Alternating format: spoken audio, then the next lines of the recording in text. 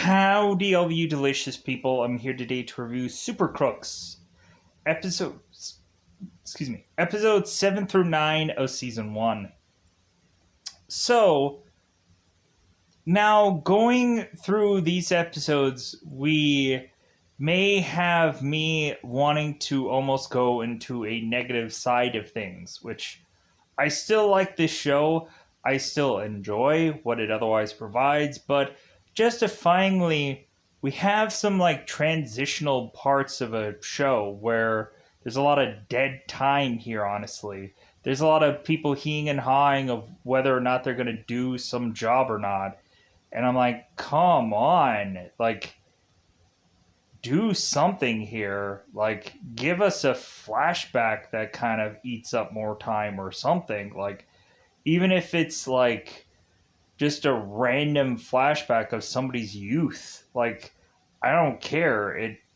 It's to put up more content that actually is watchable. Because it seems like we get a flashback of Casey in one of these episodes, and we also get a flashback of Heat teaming up with. It seems that he was to team up with Mats and Count Orlok in his past when he was much younger, and they had this like evil regime, but then everybody went off and did their own thing eventually. So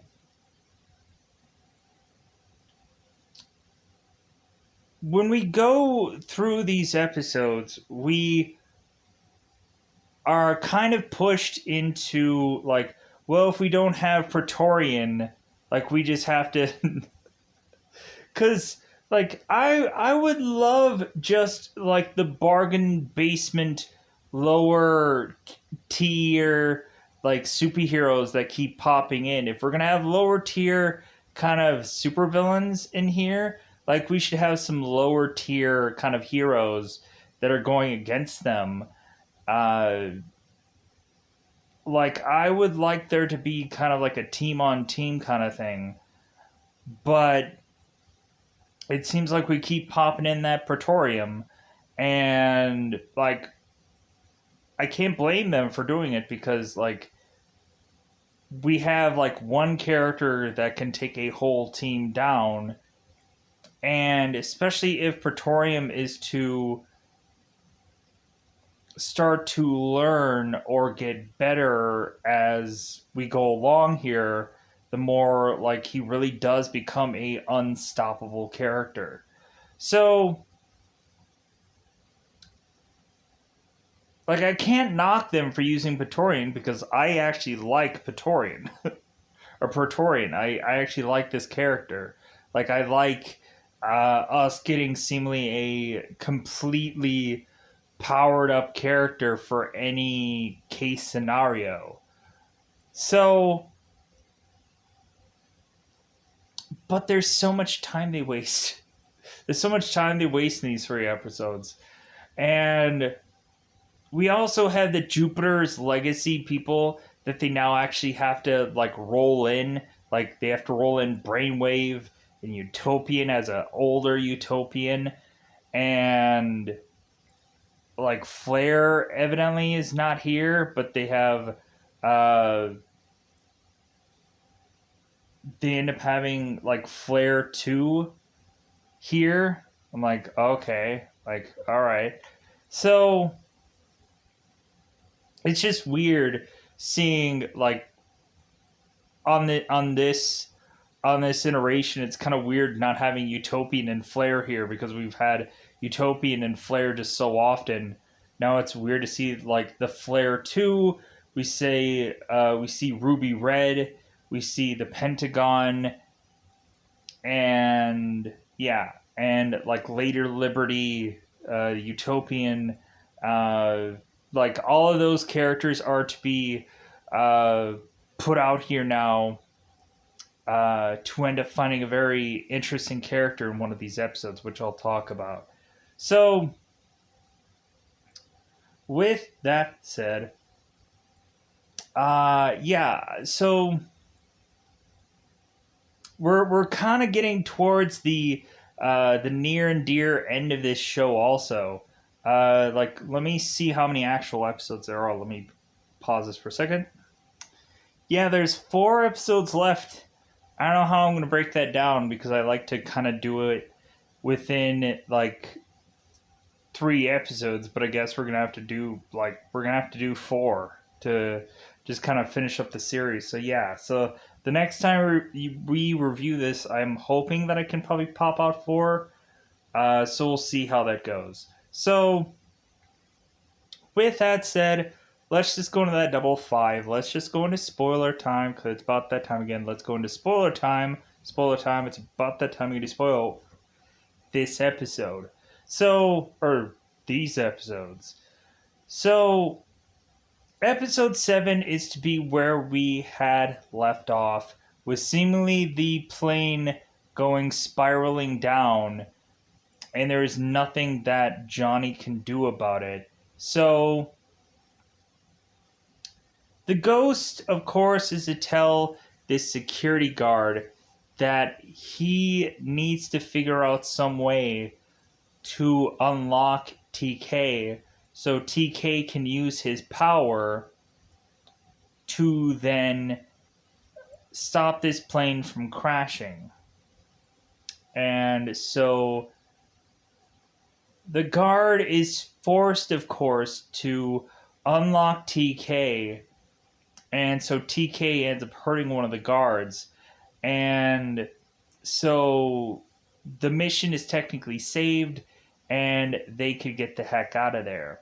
So now that TK is to, of course, be rescued, and we have it that their plan C was something that they just won, or that they just won it, and there wasn't a real legitimate plan C to really be had there. So now the heat is to go on and tell everybody, okay, well, now here is going to be the next plan, but we're also going to have to wait for one more guy to arrive, but like while he's coming, like I can go and tell you guys what the next task is to just kind of see if you're interested in what it actually is. And so like, okay, what is it? And so the heat is to say, it's like, well, the next place that we're going to break into is something that you can easily see from here. And so Robbie, who's one of the Diesel brothers, is to say, it's like, don't tell me we're going to steal from the bar. That doesn't actually have a lot of money out of it. And the Heat's like, no, look somewhere else. So Casey starts to go on and look out a window to realize that they're going to possibly steal from the Union of Justice's building. And she's like, oh my god, we're going to steal from there? And the Heat's like, exactly.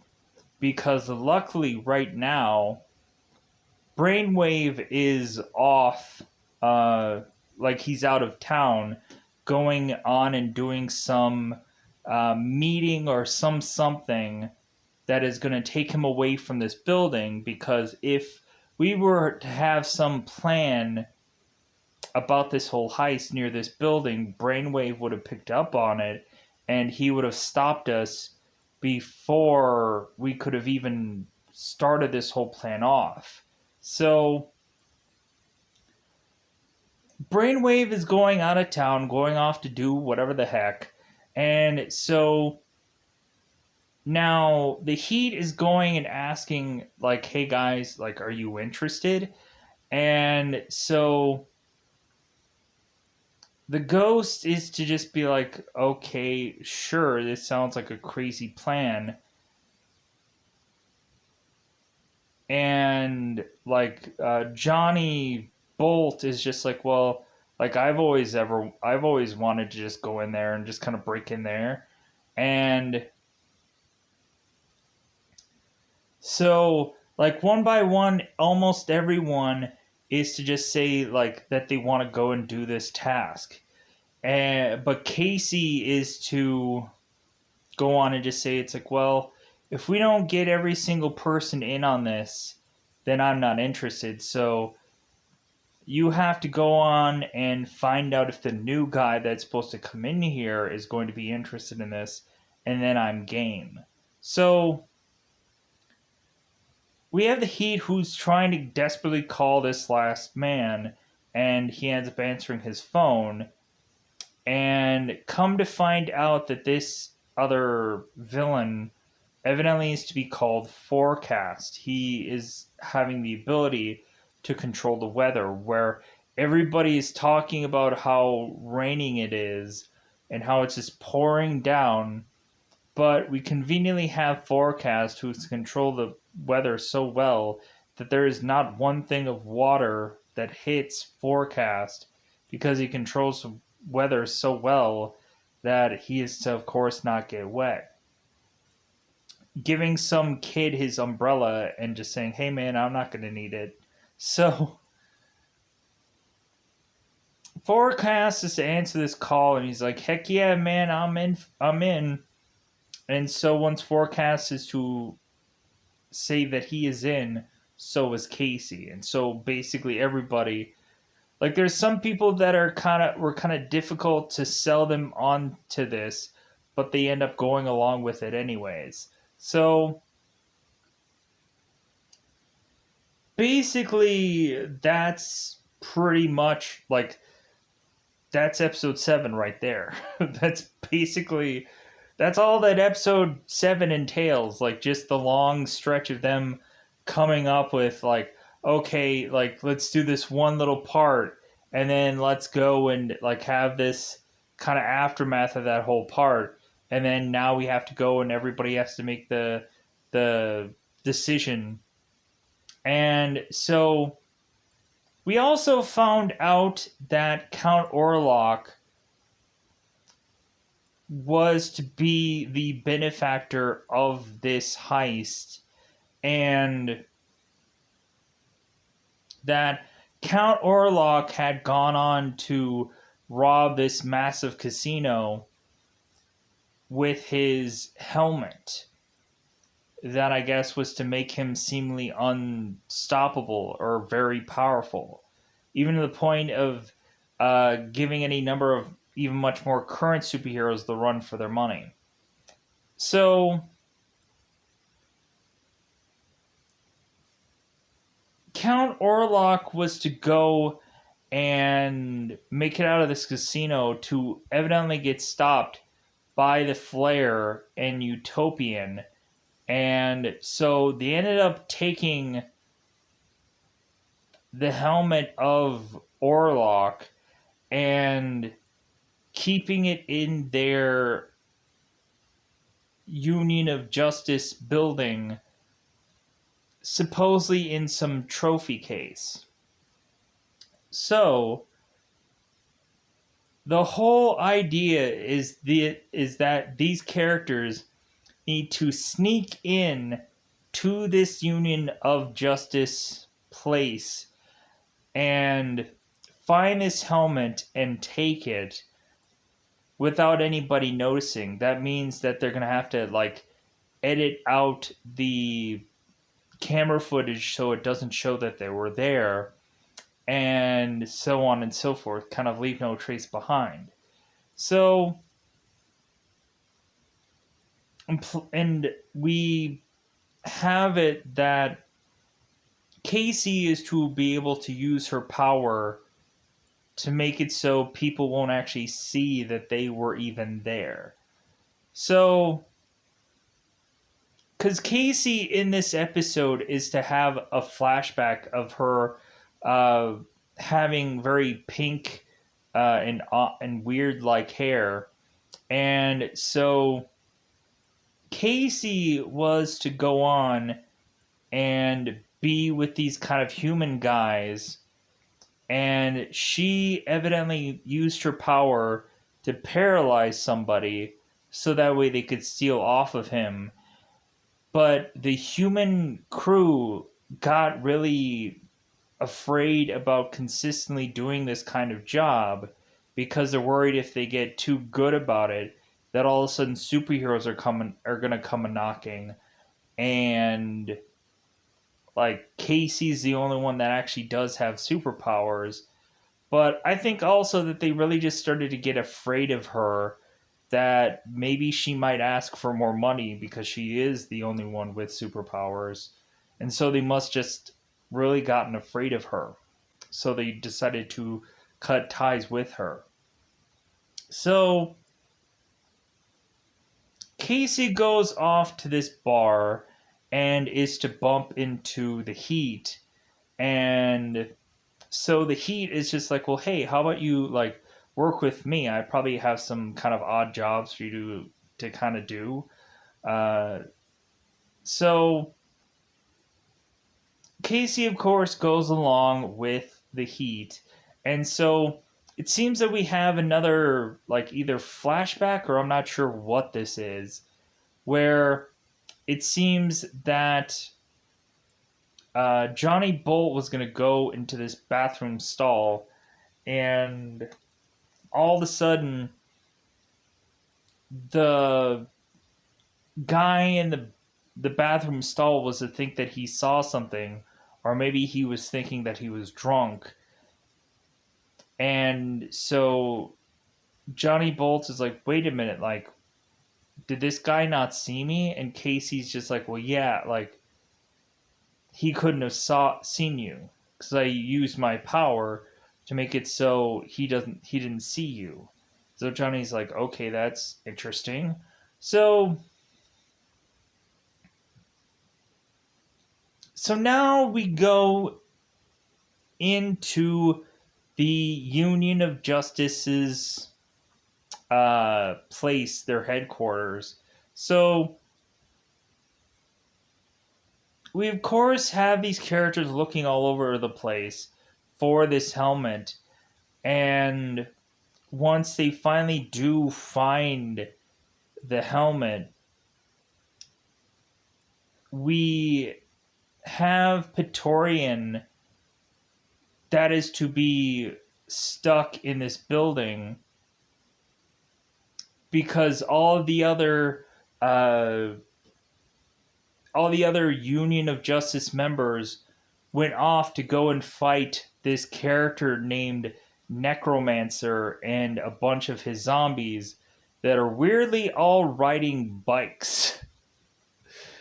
Because supposedly both TK and Forecast are going and uniting together to make this Necromancer character like as menacing as he possibly can be, even though he's actually just dead and TK is just trying his best to just control him.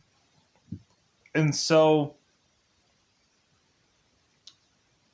really we just kind of find that this thing is all for show, and TK is controlling all of these bodies and to just try and get the Union of Justice distracted. And so basically they're winding away the minutes of having all this team just be distracted for these people to go and get this helmet. And so the Union of Justice is easily taking down these zombies, and Forecast is to mention, it's like, well, hey, like, give them a real legitimate, like, threat to go up against. And TK's like, no, like, because, like, this is just the small fries of things, the small potatoes of things. There's going to eventually be more characters coming in here that is going to wipe these characters out, these zombies out. So, like, we really just has to play this as long as we can. So, we have Gladiator that ends up coming in and ends up doing, like, this one move that knocks out a bunch of zombies. and then Molecule Master comes in, and he changes their clothes to like iron or like heavy metal, and the zombies like fall over because they can't handle the weight of their clothes now that their clothes are a different element. So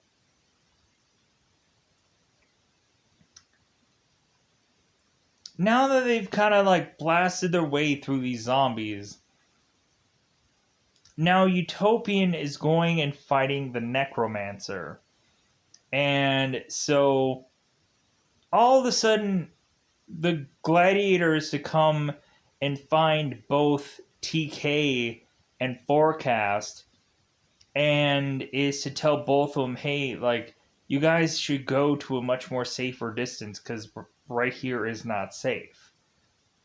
Like, we had a bunch of people in this one store kind of backed into a corner because there were zombies surrounding them, and then Pentagon and Ruby Rose saved all of them and gave them safe passage.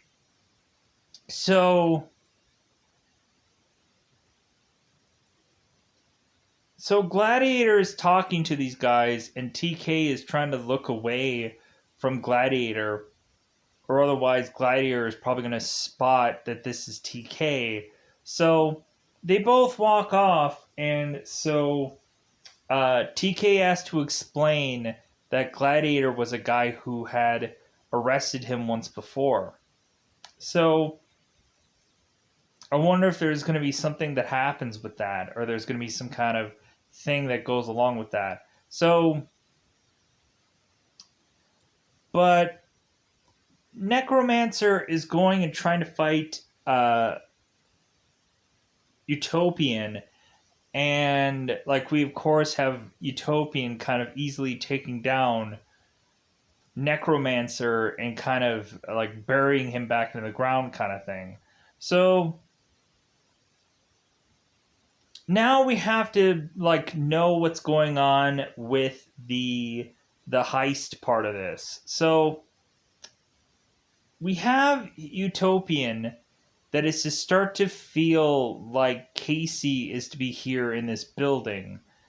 And so now we have Praetorian, who's to use his power to hear the voices of everyone in this building to see if anybody's going to drop any kind of secrets or say anything that is to bring up anything about like what's going on. So all of a sudden the heat is to mention that the zombies are to be all fake, and there's some kind of decoy to get the Union of Justice to kind of get out of this building. So they need to kind of hurry up because there's only so long for the Union of Justice to just easily wipe out all these zombies. So Praetorian is to now like realize like, okay, there's something going on here. So we then get it where slowly but surely we have Praetorian who's to like, okay, well, I'm going to use my power to try and like reverse whatever this spell is. And so all of a sudden we just see the helmet of Count Orlok kind of floating in the air. And so now we have Praetorian who is to kind of use his power to make these characters visible by basically chucking things at them and figuring out who actually has this power, knocking them out, so that way all of a sudden everyone is to be revealed here. And Praetorian is to go and see Johnny Bolt, and he's like, why do you look so familiar to me? Like, why is it that, like, do I know you from somewhere? It's like, of course you don't know him because, like, he's not wearing the same outfit that he was wearing before. So, so that is to be, like, seemingly, I think, where episode 8 is to wrap up. So, episode 9, we have Petrorian, who is to use a power to start to take down these people. And at first, he uses like this thing called a splash body, where like he basically has the ability to burst water out of his like body, like a Hydro Man from like Spider-Man. Like basically, he's basically a human fire hydrant where he can just kind of shoot out water. And Praetorian is like, that power sucked. Like, it's just kind of a low tier kind of power. That really, what good does that do? So, everybody's just like, okay, here's our chance to get the heck out of here. And so then, like, of course, Johnny Bolts is to hate the fact that Praetorian is here because he has like 200 powers.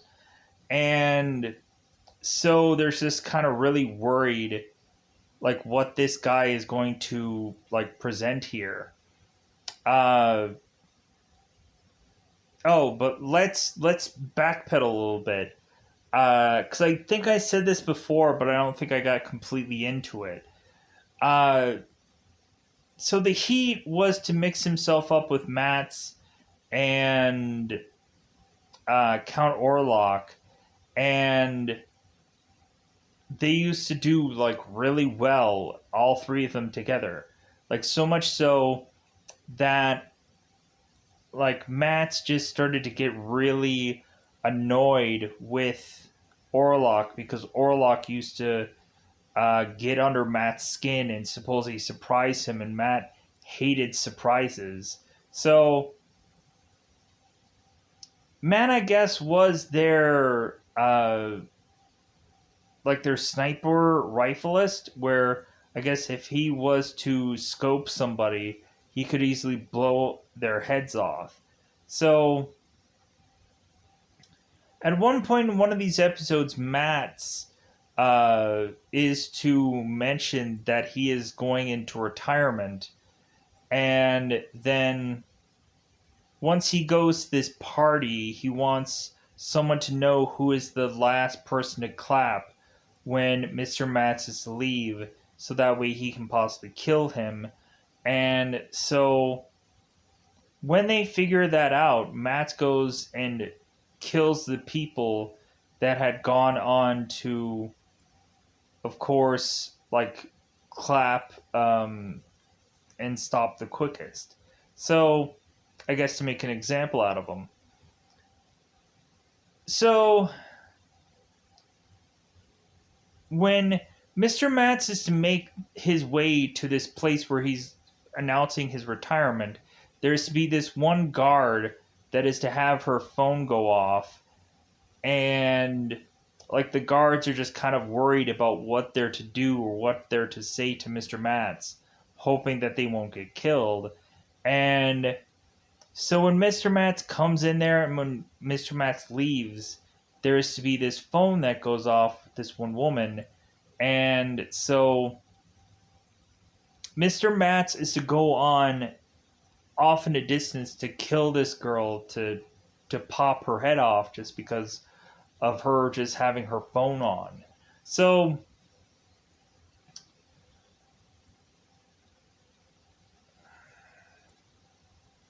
now that I've hoped that I've kind of covered most of the stuff here, from still, I think some of that was from episode 8. So, or probably this episode also, who knows, from me remembering things. So, now back to Petrorian. So, Petrorian is to consistently, I guess, do, which Johnny ends up hilariously making a joke about, like, hey, we're gonna have to go and fight against 52 card pickup here. Like, good God, this guy. And so I'm wondering if Praetorian uses these cards as like him trying to pick his power, and so every time he is to go and pick a card, basically that's whatever power number or power set he is to have, but possibly every single day, like he gets a 52 card of a thing, and it's always to possibly be some different power with. So more than likely, maybe if he has different deck of cards or something like that, that is to control like what power he possibly could have. I don't know. I don't know how that works. Maybe I should probably go and like see how exactly Praetorian is to be broken down as a character, but it's whatever. So Praetorian, here's a weird thing. For these superheroes to try to do the right thing here, it seems like the Praetorian, or and as well as any number of superhero, tend to also just kill a bunch of either innocent bystanders or whatever. Like it seems like they're almost like the boys in a way, where like we had Homelander that is to just kind of have this whole like dream sequence where he wipes out a whole crowd of people, and then he re-wakes up and is to realize, oh, I didn't do that. I didn't accomplish that. I wanted to do that though. So Praetorian is to go on and is to get one of these powers, which is to be laser eyes. And so he starts blasting through everyone, even these innocent bystanders that were taking this tour that day. So Praetorian is to mention to these guys that, hey guys, like, you had tried to steal the wrong Count Orlok helmet, because that isn't even the real Count Orlok helmet. If anything, the actual real McCoy is actually in a vault that is way into the underground, and none of you will probably ever get to it. Well, Ghost is to seemingly phase through anything, so he ends up phasing through, of course, to get down to where this vault is, and then go on and get to where this helmet is, but now he has to go through random amounts of crates to figure out which one it is. So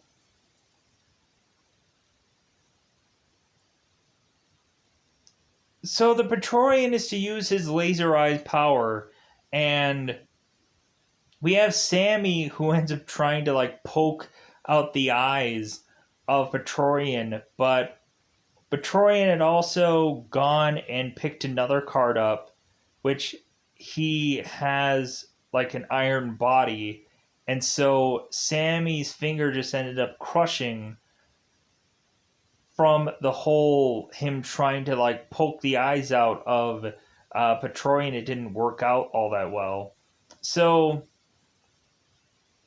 we consistently have Robbie or Sammy or kind of Johnny Bolt doing like the best they can, with kind of Casey still knocked out here, and like we don't really have much of anybody else that we can kind of pitch in here. Like the Heat isn't really going to go and try to take down, of course, Praetorian, because he doesn't even have any use his weapons here.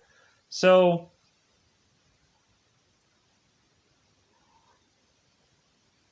excuse me. So we really just have Praetorian, who is to just be distracted here.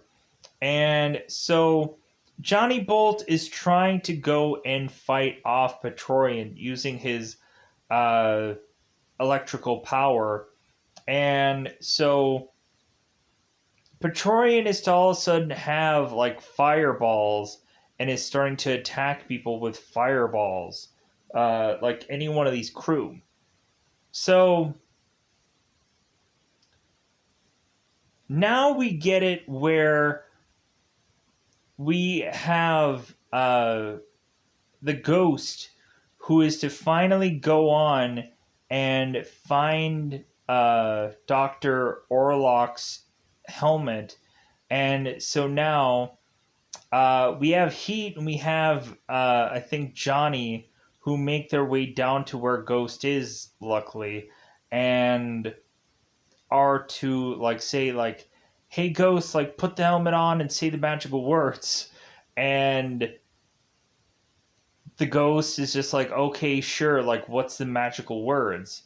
And so they're like, I don't know, like, figure it out. Like, you're technically the guy who can figure out all kind of combination of things out. Like, maybe you can just figure out what the magical words are. So he's like, are you serious? So all of a sudden in the helmet, there's to be the magical incantation inside the helmet, luckily. So we just have, of course, the ghost who is to spout out the words supercalifragilisticexpialidocious, and then he weirdly puts the helmet on. And so the Heat is telling him to wish for something as Praetorian is making his way to where these guys are. And so so the ghost is to wish that all of the people from this heist that they were to work with were all to be safe and back at basically Count Orlok's place. So they all disappear and then re-arrive at this castle. And so now everybody's all in high spirits because they're like, heck yeah, like we did it. Like, we pulled it off. And so we have them, of course, go on to be waiting for Count Orlok to, like, give them the money for this whole deal and whatever. But it seems that Count Orlok had fallen asleep from where he had been resting at, waiting for these people. And so, because I guess he was going to want to try and surprise someone, but it seems that he had fallen asleep while trying to surprise them. So we push on to, of course, have us find out that the Praetorian had figured out where these guys were, and so he had used this power called Mega Freeze to freeze all of them, to have them not be able to use any of their powers, to speak, or any number of things. So Praetorian is to now tell all these people that Praetorian is to not actually be as squeaky clean as a hero as we are all to have led to believe, if he hadn't murdered numerous people anyways. So we end up finding out that Praetorian is to have actually worked with Mr. Matz. And so Mr. Matz comes in and he's like, hey guys, like, you know what? You know what I'm going to do?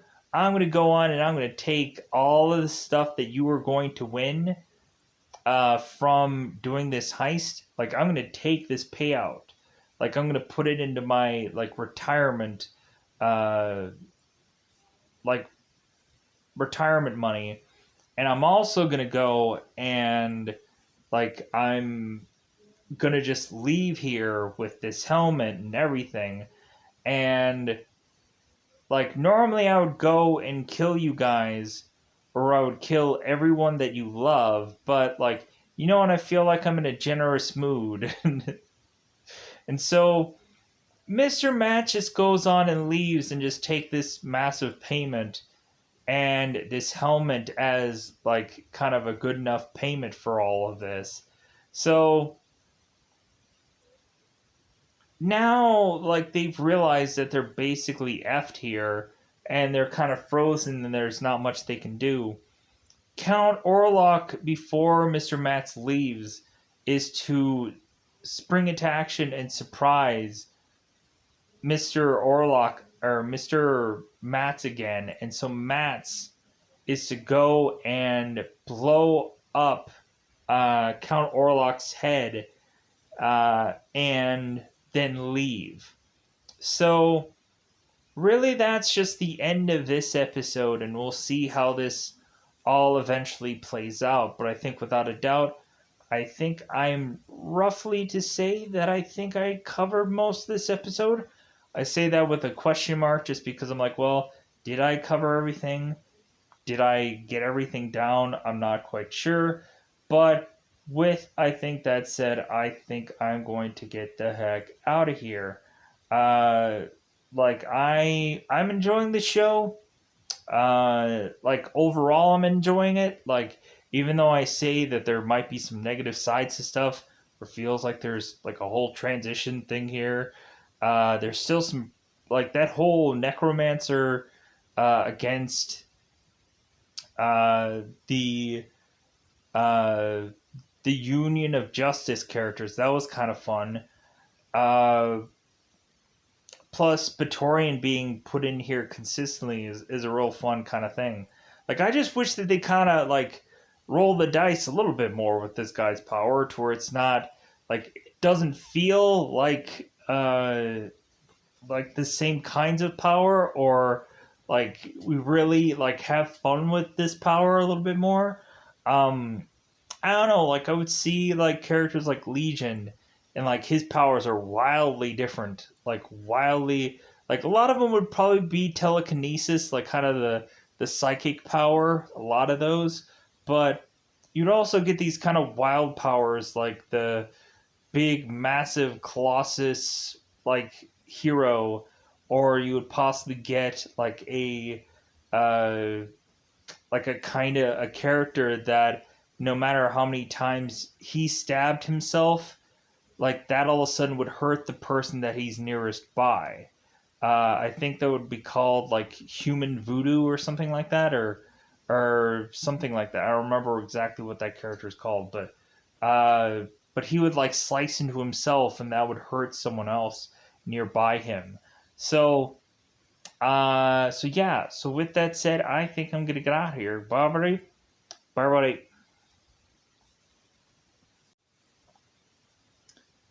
I had forgotten something. So there's a whole part of one episode because I kind of got into a little bit of it with the flashback of the heat, but I didn't go into the whole episode where the characters were to go on and be at the hotel for one whole night before the whole heist was to go off, where we have both.